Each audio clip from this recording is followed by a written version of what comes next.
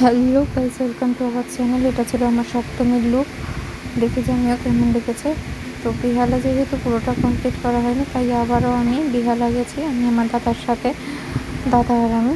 এটা বাসে করে যেতে যেতে যেতে মাকে দেখলাম। এটা হলো সৌরভের বাড়ির সামনে ঠাকুরটা। এখান থেকেই আমরা স্টার্টিং করেছি ঠাকুর দেখাটা। আমি আর দাদা। অসম্ভব সুন্দর ঠাকুরটা হয়েছে। এখান থেকে বেহালা পুরো দেখে বেরোনোর পথে এই ঠাকুরের সাথে দেখা হয়ে গেল। এখানে আরতি হচ্ছিল, দেখছিলাম কিছুক্ষণ, তো ভিডিও করে নিয়েছি। তারপরে বেহালার কয়েকটা নাম করা রাখা ঠাকুর এবং রাজবাড়ি দেখলাম। রাজবাড়ি দেখে নাম করা ঠাকুর দেখে, হ্যাঁ, প্রচণ্ড তো ভিড়, তার মধ্যে গরম অসম্ভব। আর বলার ব্যাপার না, মানে ভীষণ বাজে অবস্থায় ছিল। ভেবেছিলাম আমরা আরও দেখব, তো আর দেখতে পারিনি। কপাল খারাপ, রাত হয়ে যাচ্ছে বলে দাদা চলে এসেছে। দাদারও শরীরটা খারাপ লেগেছে।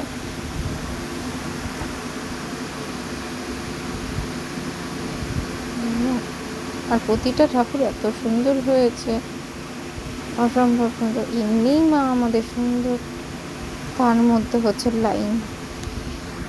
এখান থেকে টেরে বেঁকে যাও, টেরে বেঁকে সাপের মতন, অসম্ভব লাইন। প্যান্ডেলগুলো সুন্দর করেছে, প্রতিটা প্যান্ডেলই, কোনো প্যান্ডেলই খারাপ পড়েনি, আমার চোখে পড়েনি। সত্যি কথা বলতে প্রতিটা প্যান্ডেলই ভালো হয়েছে। তারপর মাঝখানে একটু খাবার খাওয়া হয়েছে। খাবার খাওয়া তারপরে সব ঠাকুর, মানে বেহালার কয়েকটা ঠাকুর দেখে ডাইরেক্ট পুরো শিবতলাটা দেখা হয়নি, তো ডাইরেক্ট চলে এসেছি আমরা সুরুচি সঙ্গে চলে এসেছি। তো এটা একটা বেহালাই রয়েছে, বেহালার ঠাকুরই রয়েছে।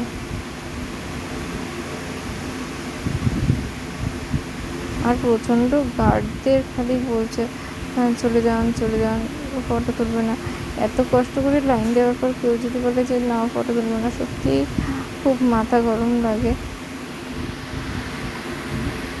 মায়ের মুখটা খুব সুন্দর হয়েছে। তারপরে একটি শিব ঠাকুর ছিল, যেটা আমার ভোলে বাবা ছিল। ভোলে বাবা একটু ফটো তুললাম ওই সামনেই, মানে এই প্যান্ডেলের ভেতরেই। খুব সুন্দর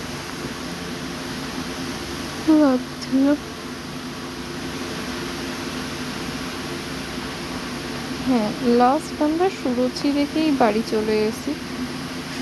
ভালো লেগে থাকলে একটা লাইক, শেয়ার, সাবস্ক্রাইব করে দিও।